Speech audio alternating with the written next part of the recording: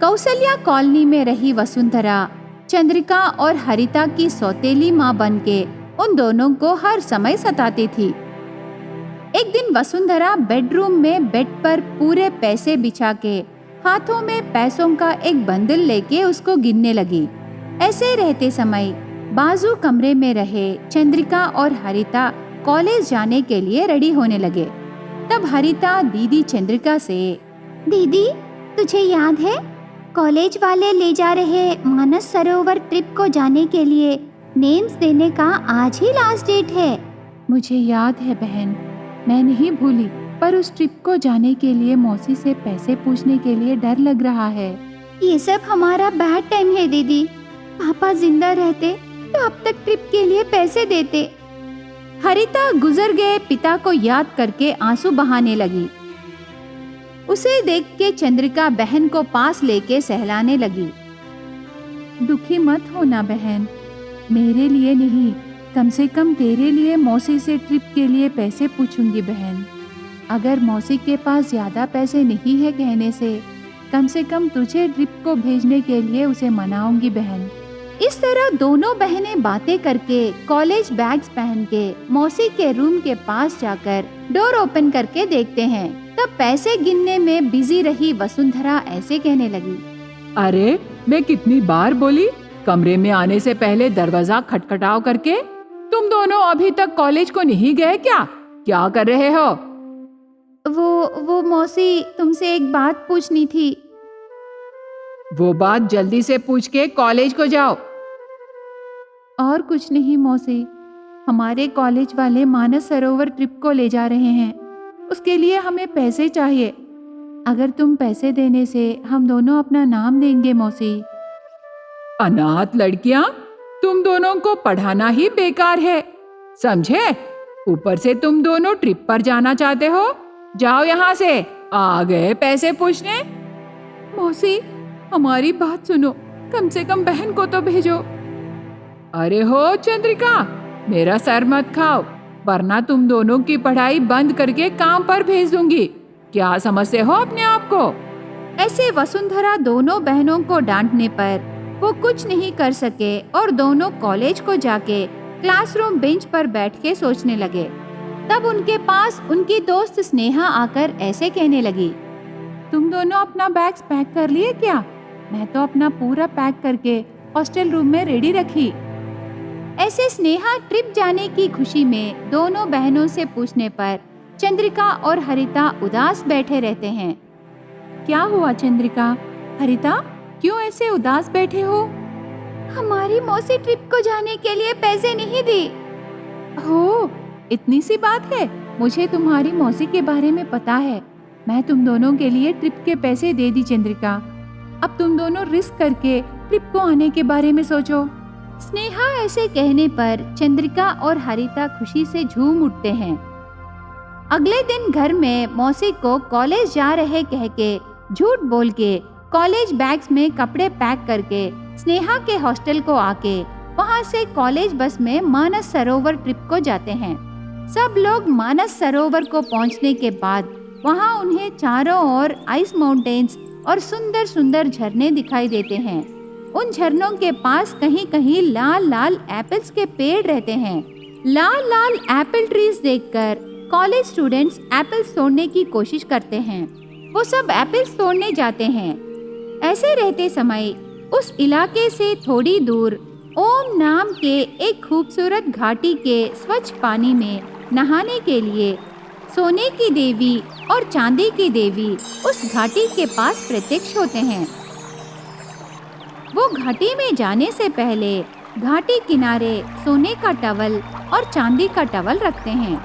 उसके बाद दोनों पानी में जाके खुशी से हंसते हुए इधर से इधर तैर के नहाने लगे। इस तरह देवियां उस मानस सरोवर घाटी में नहाते समय वहां घाटी के इलाके को आए कॉलेज स्टूडेंट्स लाल लाल एप्पल्स को तोड़ने के काम में रहते हैं। तब स्नेहा से हरिता ऐसे कहने लगी, वो देखो, उधर देखो, घाटी बहुत चमक रही है ना?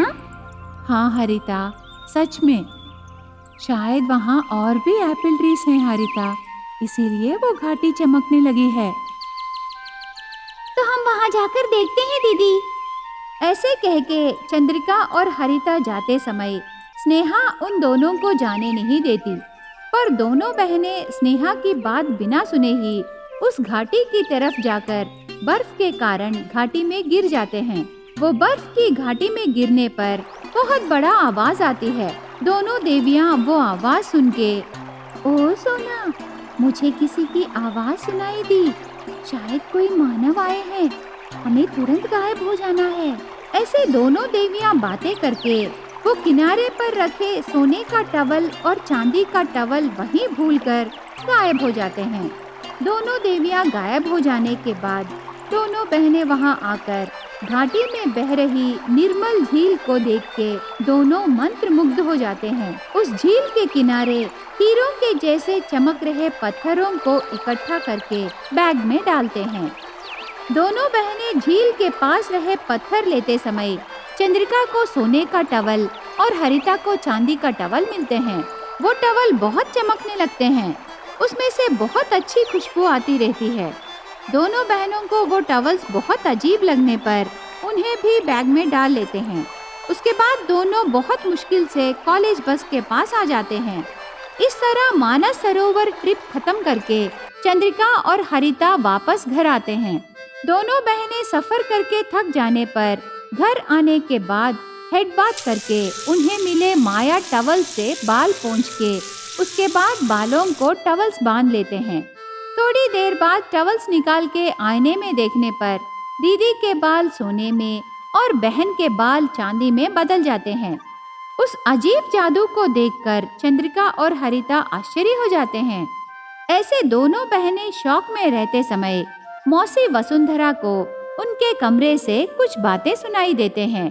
तब वो ऐसे सोचने लगी, ये बेकार लड़कियां मुझे बिना बताए ही ट्रिप को जाकर आए और अभी कमरे में जाके चुपके से बात कर रहे हैं। ठहरो, मैं अभी उन्हें बताती हूँ। ऐसे सोच के वसुंधरा उन्हें मारने लकड़ी लेके उनके कमरे में जाती है। तब चंद्रिका सोने के बालों में और हरिता चांदी के बालों में रहना देख के खुशी से लकड़ी बाजू फेंक देती है। उसके बाद से दोनों बहनों को सताना बंद करके महारानियों की तरह देखभाल करने लगी। चंद्रिका और हरिता की जिंदगियां खुशी में बदलने का मुख्य कारण बनी स्नेहा को कृतज्ञताएं कह के उनके सोने और चांदी बालों में से आए सिक्कों को स्नेहा को उपहार में देते हैं। एक गांव में चंद्रिका और हरिता नाम के दो बहनें हैं। उनके पिता गोविंद को बहुत दिनों से सेहत खराब होने पर दोनों बहनें पिता का बहुत ख्याल रखने लगे। एक दिन अचानक से गोविंद को दिल का दौरा आके मर जाता है। उसके बाद उसके अंतिम संस्कार कार्यक्रमों में कोई कमी होने नहीं देते दोनों बहनें। पिता के बिना जीना और उसकी यादों से बाहर आने के लिए दोनों बहनों को बहुत समय लगा। दीदी, हम ये गांव छोड़कर कहीं और चले जाएंगे दीदी। यहाँ रहने से पापा की बहुत याद आ रही है।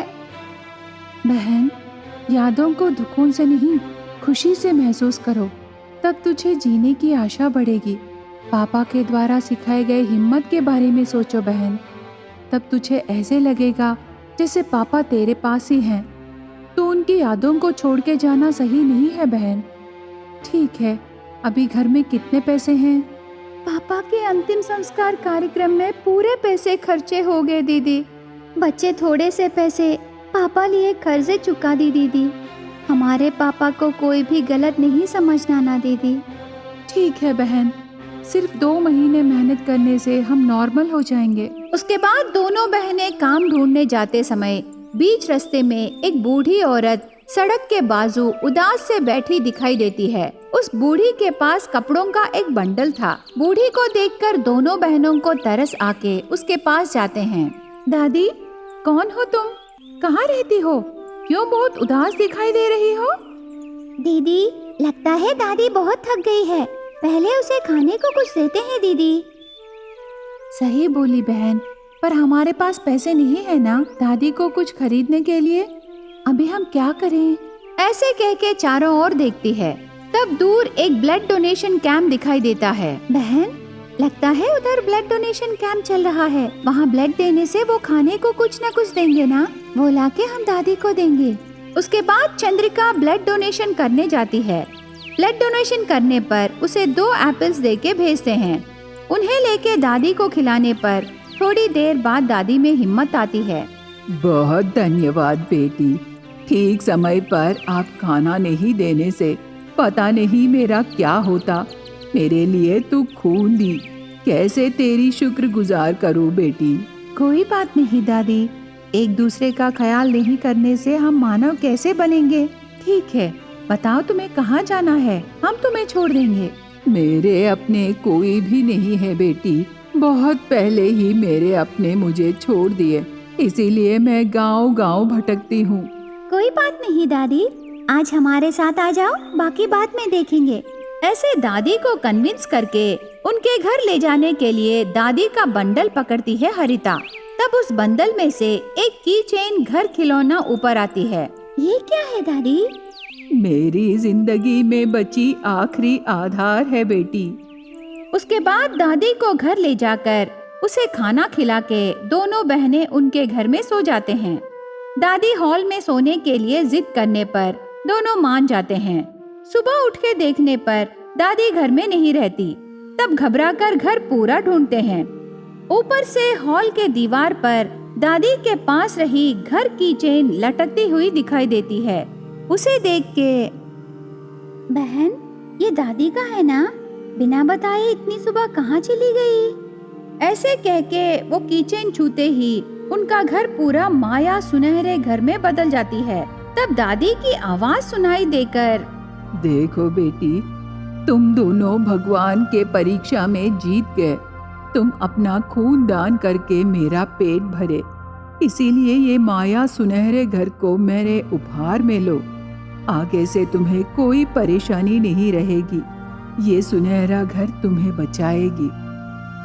ऐसे कहने पर दोनों बहनें आश्चर्य हो जाते हैं।